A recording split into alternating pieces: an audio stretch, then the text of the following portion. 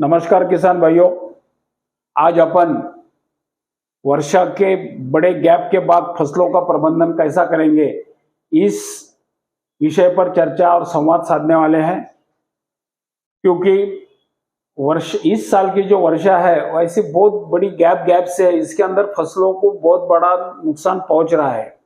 फिर भी उसके अंदर अपने को अच्छा क्या कर सकते हैं वो आज अपन आपको आपके सामने रख रहे हैं। वो हिसाब से यदि आप प्रयोजन करते हैं तो आपको निश्चित रूप से फसल का उत्पादन जो है वो अच्छी तरह से मिल सकता है। इसमें सबसे पहला क्या है, आज की वर्तमान स्थिति क्या है। आज की वर्तमान स्थिति ऐसी है, वर्तमान स्थिति में गंभीर और सभी फसलों को पानी के संकट में है। सभी फसलें, जितनी फसलें खरीफ में बुआई की जाती है, कपास है, अरहर है, सोयाबीन है, तिल्ली है, या कई जगह हाइब्रिड ज्वार लगाई जाती है, ये सभी फसलें पानी के संकट में फंसी हुई है। तनाव के बाद जब बारिश होती है, यदि अब ये बहुत बड़ा तनाव गिरा हुआ है, अब बारिश होती है तो या तो सिंचाई करते हैं, बारिश हो एक तो काश्तकार क्या करेगा, तनाव गिर गया तो एक तो सिंचाई करेगा, बोले मेरे पास में सिंचाई करने की व्यवस्था है तो मैं सिंचाई करता हूं। या तो बारिश आती है तो क्या होता है, एकदम से जो फसल है उसको झटका बैठता है, क्योंकि वो पूरा सूखे में आ जाती है। और उसी टाइम यदि आप सिंचाई करोगे या बारिश आएगी तो वो थोड़ा सा उसको एक प्रकार का शॉक लगता है या झटका बैठता है। तो उस टाइम क्या होती है, पुड़िया, फूल और फलियां ये गिरना चालू हो जाती है। ये स्वाभाविक है, क्योंकि बहुत दिन तक से आप उसको पानी मिली नहीं, बारिश मिला नहीं, जड़ें सूखी हुई है और एकदम बारिश सिंचाई कर रहे हो या बारिश आ गई है तो ये झटका जो फसल है अपनी सह नहीं सकती है, उसके अंदर पुड़िया, फूल और फलियां गिर सकती है। इस समय कम करने का हेतु और बारिश गिरने के पहले यदि आप सिंचाई दे रहे हो और बारिश का अनुमान यदि आपके पास में आया हो तो उसके पहले आपको क्या करना चाहिए, प्रति पंप 15 लीटर का पंप होता है बैटरी वाला, उसके अंदर प्लानोफिक 4 मिली, उसके साथ में यूरिया 50 ग्राम का छिड़काव कर सकते हैं, ताकि झाड़ जो आप बारिश आएगी या सिंचाई करोगे उसका झटका सहन कर सके। तो इसके लिए आपको प्लानोफिक 4 मिली और यूरिया 50 ग्राम एक में मिला के आप छिड़काव कर सकते हैं। वर्षा के बाद में अपेक्षित स्थिति क्या हो सकती है, वर्षा के बाद में, वर्षा आने के बाद में यदि वर्षा आ गई और उसके बाद में स्थिति क्या हो सकती है, फसलों की परिस्थिति क्या हो सकती है। बड़े संख्या में पुड़िया, फूल, टिंडे या तो सोयाबीन के अंदर फूल और फलियां की गलन चालू हो सकती है। फिर उसके लिए उपाय क्या करना चाहिए, उसके लिए उपाय है कि नई पुड़िया, फूल पाने के लिए कपास के अंदर आपको नई पुड़िया और फूल पाने के लिए आपको 6-20 मिली प्रति पंप का आपको स्प्रे लेना जरूरी है। उसके साथ में 1261-0 125 ग्राम जेप और 1261-0 इसका आप छिड़काव कर सकते हैं कोई भी कीटकनाशक के साथ में। यदि आपको कोई कीटकनाशक वापरना है उसके साथ में आप जेप 20 मिली और 1261-0 125 ग्राम आप स्प्रे छिड़काव कर सकते हैं। इसके अंदर आपको एक ही बताया जाएगा कि 1261-0 का जो है पहले थोड़ा सा द्रावण अलग से बना के लेने का और पंप के अंदर सबसे आखिरी में डालने का। फलों में आकस्मिक मर हो सकती है। आकस्मिक मर बोले तो क्या है, यदि बारिश आना चालू हो गया और वो जो झटका बैठ गया तो पौधे ऐसे सूखना चालू हो जाते हैं बिल्कुल। और आप बोलेंगे कि भाई ये पौधा कैसा सूखना चालू हो गया, इसको आकस्मिक मर बोलते हैं, all of a sudden death हो जाती है। उसके लिए क्या करना है, यदि मात्रा कम हो तो ऊर्जा उत्पन्न करने के लिए, यदि ये कम पैमाने पे आपका आकस्मिक मर का लगाव हो चुका होगा तो आपको उसके लिए रिफ्रेश और 19-19 का छिड़काव कर सकते हैं, जाके उसको वो झटका उसका सहन कर सके। और ये चीजें जो आपको बताई जा रही है, ये बारिश आने के बाद में या सिंचाई करने के बाद में होना ही होना है। तो उसके लिए आपको ये उपाय करना जरूरी है। कपास के जिन क्षेत्रों में पानी जमा होने से कपास के पौधे मर सकते हैं, यदि बारिश जोर से आ गई, खेत के अंदर ढलान होगी या कहीं पे गड्ढा होगा, तो वहां पे पानी रुक सकता है, और पानी रुक सकता है तो वहां का भी पौधा जो है वो मरना चालू हो जाता है। तो उसके लिए क्या करना है कि पौधा जो है खड़ा, उसके आजू बाजू से एक लकड़ी लेने की है अच्छी खासी, वो लकड़ी से आपको उसको अच्छे से छेद करो, ताकि वो पानी जड़ों के नीचे से निकल जाएगा और पौधा आपका सही सलामत बच जाएगा। ये होने के बाद में थोड़ा सा यदि सूखा आ जाता है, उसको वापसा कंडीशन बोलते हैं अपन, यदि आता है तो आपको निराई गुड़ाई करके आप वो खेत को अच्छे तरह से निराई गुड़ाई करें, ताकि आपकी फसल अच्छे पैमाने पे खड़ी हो जाएगी। यदि कई जगह पे क्या हो गया, तूफान बारिश हो रही है, हो सकती है, क्योंकि अनुमान बताया जा रहा है पूरा आगे का, तो उसमें कई जगह जहां पे निराई गुड़ाई ज्यादा हो गई होगी या तो मट्टी लगाई नहीं होगी, तो वहां के पेड़ गिर सकते हैं कपास के। ऐसे में क्या करना है, जिस तरफ पेड़ का झुकाव हो गया, पेड़ ऐसा है, ऐसा झुकाव हो गया, पेड़ को हाथ से पकड़ो और झुकाव जो बाजू से हुआ वो बाजू से उसको मट्टी लगा के पांव से दबाओ, ताकि पेड़ एक खड़ा हो जाएगा। ये चीजें आपको वर्षा के बाद करनी जरूरी है, ये अपेक्षित है, ये होने वाला है। ज्यादा बारिश होगी तो ये भी झुकेगा, पानी जमा हो जाएगा, आकस्मिक मर हो जाएगी, फलियों की गलन है, टिंडे फूल पुड़िया गिरने वाली है। ये जो चीजें आपको बताई गई है, ये चीजें आप करते हैं तो इसमें आपको से कम 70 से 80% आपको फायदा मिल सकता है। वर्षा के बाद में अपेक्षित स्थिति क्या रहेगी? वर्षा के बाद में अधिक वर्षा हो तो अतः दवा अधिक मात्रा में तैयार न करें। यदि वर्षा चालू है या दिख रही आने वाली है तो आप दवाई ज्यादा बना के ना रखें और मिक्स करके भी ना रखें। एक एक पंप का काम करिए। एक एक पंप का काम करने के बाद में आप छिड़काव करते जाइए, जाकि आपकी दवाई का नुकसान ना हो। बाद में क्या है, सफेद लट और व्हाइट ग्रब के लिए स्पॉट ड्रेंचिंग करना जरूरी है। सफेद लट बोले तो ये व्हाइट ग्रब होता है, इसको हुमनी या उन्नी बोली जाती है।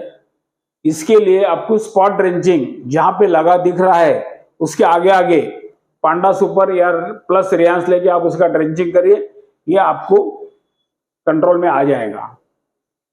दवा ज्यादा बारिश मालूम है, बारिश आने वाली है, दवा ज्यादा पूरा बैरल भर के ना करिए, पंप के हिसाब से दवाई करिए। दोनों मिश्रण ना करें, एक एक मिश्रण डाल के करिए, नहीं तो आप मिश्रण करके रखोगे और बारिश चालू हो जाएगी तो आपकी दवा निष्क्रिय हो जाएगी, आपको उसका उपयोग नहीं होगा, वो आपका वेस्ट जाएगा, वहां पे उसका आपका नुकसान होगा। सोयाबीन का छिड़काव। सोयाबीन के अंदर यदि बड़ी मात्रा में फूल और फलियां झड़ रही हो तो बारिश के बाद में सोयाबीन में फूल और फलियां झड़ रही होगी तो आपको क्या करना चाहिए, ईमान 10 ग्राम, यदि सफेद मक्खी हो तो पटियाला पैक 40 मिली, या यदि सफेद मक्खी कम हो तो यहां पे सफेद मक्खी ज्यादा है तो पटियाला पैक लीजिए। यदि सफेद मक्खी कम हो तो पांडा सुपर 30 ml, झेप 20 ml प्लस 1261 125 ग्राम प्लस विसल्फ या प्रोपिको। यहां पे गलत से प्लस मारा हुआ है, एक तो विसल्फ लीजिए या प्रोपिको लीजिए, दो में से एक छिड़काव आप कर सकते हैं। उसमें देखना है आपको फूल फलियां ज्यादा झड़ रही होगी तो ईमान प्लस मक्खी ज्यादा होगी तो पटियाला पैक, या सफेद मक्खी कम होगी तो पांडा सुपर, झेप 1261 विसल्फ या प्रोपिको। ये जो यहाँ पे जो आपको दवाई की मात्रा जो बताई गई है, ये पर पंप 15 लीटर की जो बैटरी वाला पंप है उसकी है। सोयाबीन का छिड़काव, यदि फूल फलियां झड़ना कम हो तो अंतिम छिड़काव करना है। फूल फलियां झड़ना कम होगा तो अंतिम छिड़काव करना है, आखिरी का करना है। ईमान 10 ग्राम प्रति पंप। उसके अंदर सफेद मक्खी अधिक होती है तो पटियाला पैक, या सफेद मक्खी कम हो तो पांडा सुपर 30 मिली भरा। उसके अंदर आपको फल्ली बनना है तो यहां पे अपन ने क्या किया है, आपको मैंने पहले इसमें बताया झेप, और अभी आपको यहां पे मैं बता रहा हूं भरारी। भरारी क्यों? यहां पे फलियों का दाना मोटा होना, फलियां ज्यादा अच्छे से भरना और उसका वजन आना, इसलिए भरारी है। और उसके बाद में उसके अंदर 13045 या तो बिग बी 100 ग्राम ले सकते हैं और विसल्फ या प्रोपिगो ले सकते हैं। सिर्फ यहाँ पे क्या चेंज किया हुआ है, ईमान पटियाला पैक आपको उसमें भी बताया, यहाँ भी बताया। यहाँ पे क्या किया है, भरारी बिग बी या तो 13045, ये इसका बदलाव यहाँ पे किया गया है। यदि आपकी अंतिम छिड़काव है तो आप ये यदि फॉरवर्ड स्प्रे छिड़काव कर सकते हैं, पांडा सुपर 30 मिली, भरारी 7 मिली, 13045 या बिग बी 100 ग्राम, विसल्फ या तो प्रोपिको, तो आपकी फसल आखिरी के छिड़काव से अच्छी खासी बनेगी और आपको उपज अच्छी निकलेगी। सोयाबीन में अन्य महत्वपूर्ण कारक क्या है, ये बहुत ही महत्वपूर्ण कारण है येलो मोज़ेक, पीला मोज़ेक जोरों से फैल रहा है। ये क्यों फैल रहा है कि पूरा फसल तनाव के अंदर आया था, तनाव के अंदर आने के बाद में उसके ऊपर उसकी शक्ति नहीं चलती, फसल की ताकत नहीं चलती, उसके बाद उसके लिए वो जो मक्खियों ने जो उसका सलावा बोलते हैं अपन, वो छोड़ के रखा है, उसके जीवाणु छोड़ के रखा है और पीला मोज़ेक बढ़ा है। इसीलिए आपको क्या करना है, यदि ये जैसे एक हाथ 2 पौधे निकलते हैं तो उसको उखाड़ के फेंक दीजिए। उखाड़ने के बाद में उसको एक पोते में गनी बैग में डालिए, ऐसा खुला मत लेके जाइए, और बाहर फेंक के उसको गाड़ दीजिए। उसके बाद में सफेद मक्खी के नियंत्रण रखें, और सफेद मक्खी के नियंत्रण के लिए आपके पास में एक तो रामेट है या तो पटियाला पैक है। उसके बाद में सूखा हुआ सोयाबीन, जो आपको कपास के अंदर मैंने बताया आकस्मिक मर जो बताई है, ये ही कहां पे हो रहा है, सोयाबीन में हो रहा है। मिट्टी में फफूंद की वजह से टुकड़े सूख रहे हैं।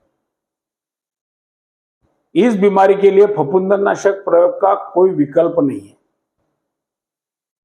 यदि आपको दिख रहा है ये सूख रहा है, इसके अंदर फफूंदी दिख रही है, और आप बोलेंगे कि मैं फफूंदीनाशक, हो नहीं सकता है, क्योंकि फफूंदीनाशक जहां पे इसका फफूंद का लगान हो चुकी है, जहां पे उसका प्रकोप हो चुका है, वहां तक अपनी दवाई जाती नहीं है।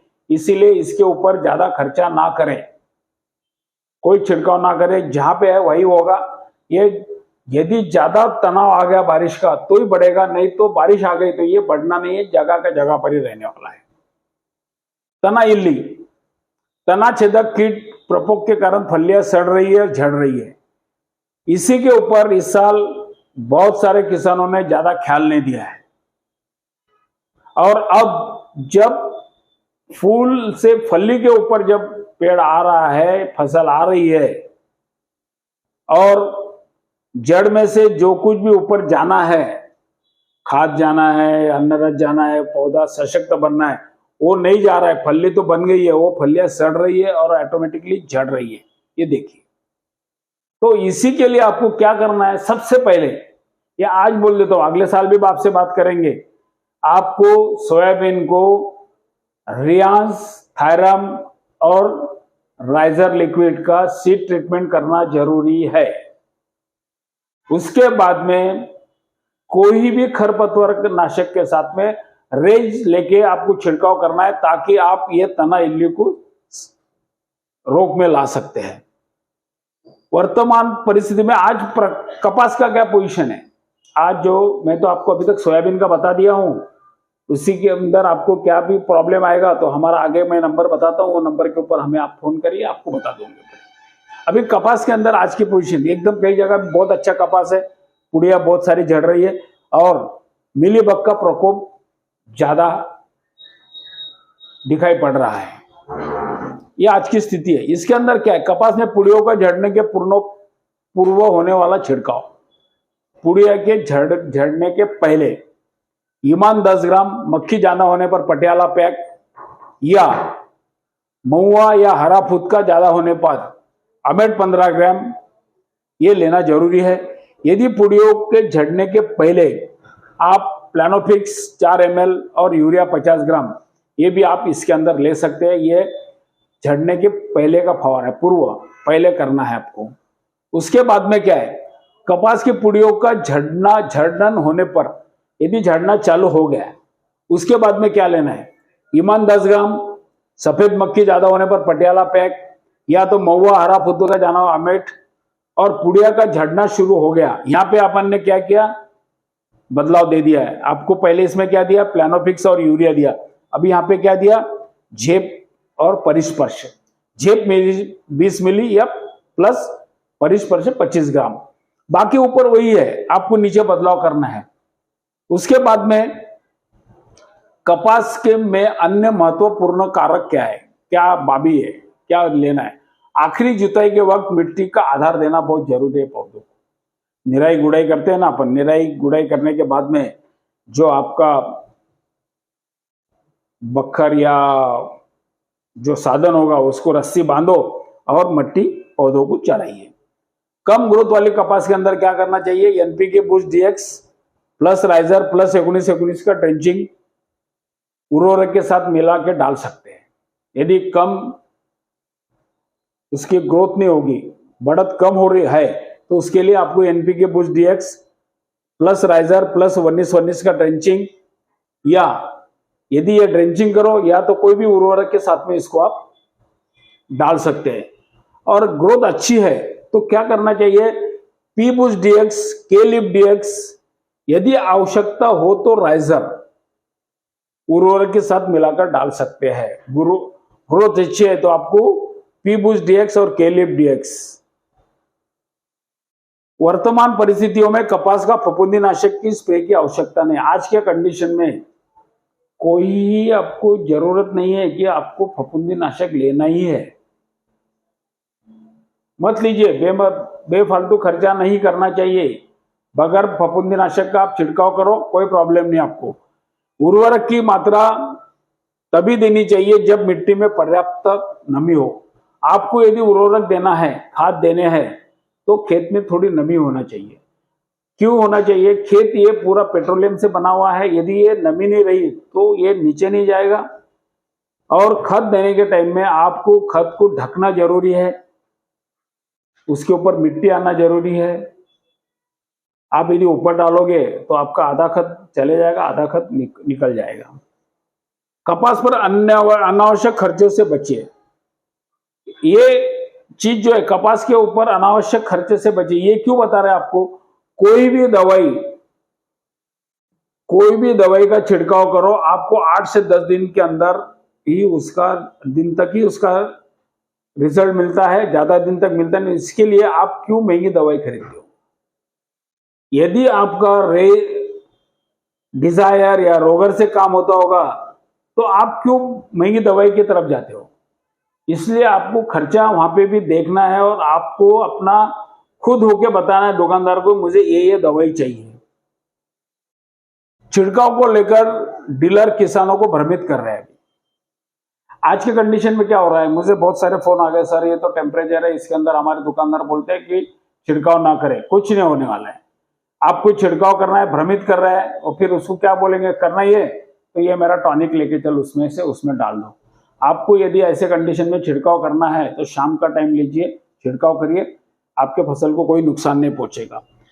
अब 14 तारीख के बाद में अमावस है, 14 तारीख की अमावस है।